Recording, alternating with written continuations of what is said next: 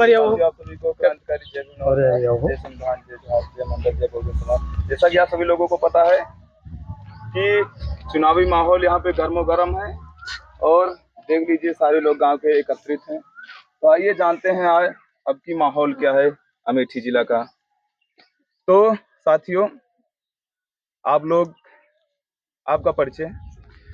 मैं क्षेत्र पंचायत सदस्य जगतपाल ग्राम सरमे का निवासी हूँ। आप ये बताइए कि आपकी जो लोकसभा का चुनाव है जी, आपकी माहौल क्या है, कौन बाजी मारेगा? माहौल एकदम एक तरफा है यहाँ पर, और किसी का कुछ है नहीं। लोग कहने को बहुत कुछ कह सकते हैं, लेकिन एक तरफा है। चाहे राहुल गांधी लड़े या न लड़े, राहुल गांधी जिसको भी, जिसके ऊपर हाथ रख देंगे वही चुनाव जीत जाएगा इस बार। आखिर अब की बार चुनाव क्या चेहरा देखकर होगा या फिर कुछ मुद्दा होगा? चुनाव इस बार हो रहा है देशद्रोही बनाम देशभक्त। तो जो लोग देश के साथ खड़े हैं वो कांग्रेस के साथ हैं, और जिन्होंने जो है बीजेपी के साथ खड़े हैं वो देश बेचने वालों के साथ खड़े हैं। दोनों में से कौन देशभक्त है, कौन देशद्रोही?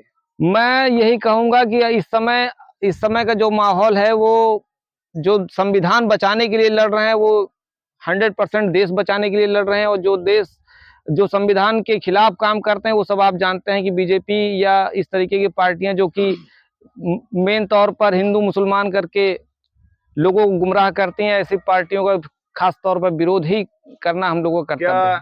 क्या भाजपा जो है वो संवैधानिक दायरे में नहीं काम कर रही है? भाजपा आप सब जानते हैं कि किस तरीके काम कर रही है, ज्यादा कुछ कहने की आवश्यकता नहीं है। जो सामने है वो आप देखिए, महिलाओं का रेप होता है, भाजपा कुछ नहीं बोलती है।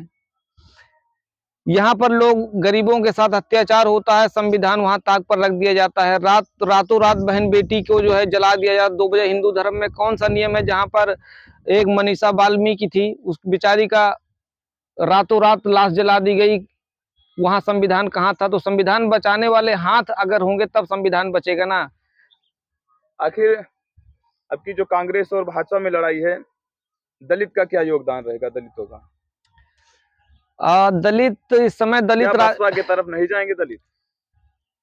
इस समय जितने भी दलित हैं, मैं कहूंगा कुछ ना कुछ बसपा की सुप्रीमो मायावती जी ने अपना अस्तित्व ना बोलकर खो दिया है, क्योंकि अगर वो बोलती तो बहुत कुछ आगे जाती। हम उनको एक अच्छा लीडर मानते हैं, लेकिन जो इस समय ये सिस्टम चल रहा है, इस समय वो मौन है और ज्यादा कुछ कह नहीं रहे हैं। आज चुनाव है तो आज बोलना शुरू किए हैं, लेकिन शायद ये लोकल गांव वालों का मुद्दा क्या है, आखिर परेशानी क्या है गांव में आपके हिसाब से? गाँव की परेशानी, सबसे पहली परेशानी है कि महंगाई, बेरोजगारी और सांड, खुले सांड सबसे बड़ी परेशानी है लोगों के लिए।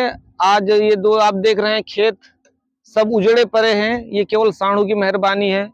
अगर सांड बंधे होते, गाय बंधी होती, घर घर होता दूध और घी खाते लोग, लेकिन आज उनको छोड़ दिया गया है, छुट्टा छोड़ दिया गया है।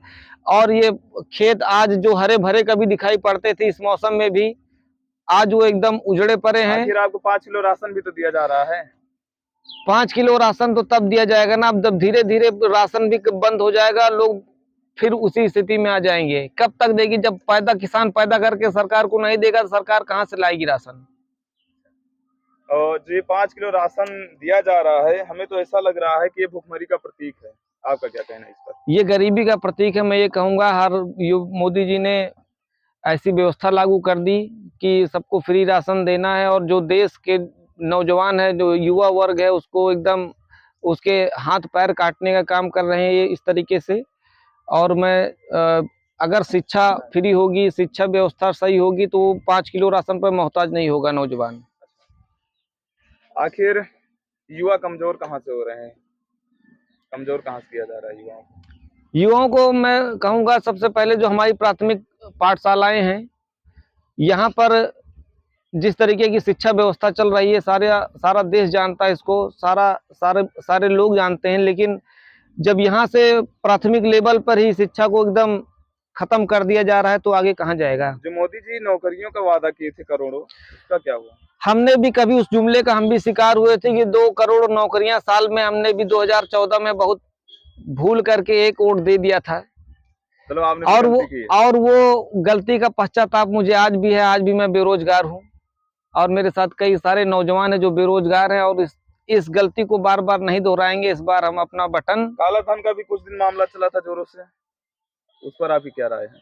काला धन मोदी जी लेकर आएंगे। काला धन गरीबों के जेब में था, उन्होंने नोटबंदी करके सारा काला धन निकाल दिया है। 15 लाख देने वाले थे आप लोगों को, और वो 15 लाख का तो अब क्या ही कहें, वो एक जुमला था। वो अमित शाह जी ने कहा है, वो हमने सुना है, सारा देश जानता है। तो हम भरोसा क्या करें कि अब की जुमलेबाज बाहर होंगे? तो जुमले वाली सरकार अब की पूरी तरीके से उसका बहिष्कार किया जाएगा। और इस बार अगर चुनाव, हम लोग तो चाह रहे थे कि बैलेट पेपर से हो, लेकिन अगर बैलेट पेपर से नहीं होता है फिर भी हम लोग, जो हमारा कर्तव्य है, हम अपना वोट सही जगह देंगे और भाजपा को जो हराएगा उसी की मदद करेंगे, उसी का साथ देंगे।